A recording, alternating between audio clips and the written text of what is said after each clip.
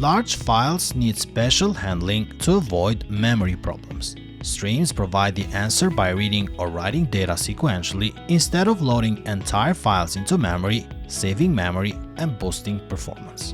FileStream handles raw bytes for binary file operations. StreamReader and StreamWriter wrap streams for text, providing higher-level text operations like reading lines.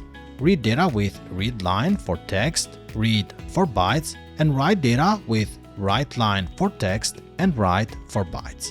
Always use using statements to ensure that streams close properly and release file handles. Streams are ideal for processing logs, handling large datasets, or real-time data processing. Buffer data for efficiency when dealing with many small reads or writes, and ensure proper disposal with using statements to prevent file handle leaks.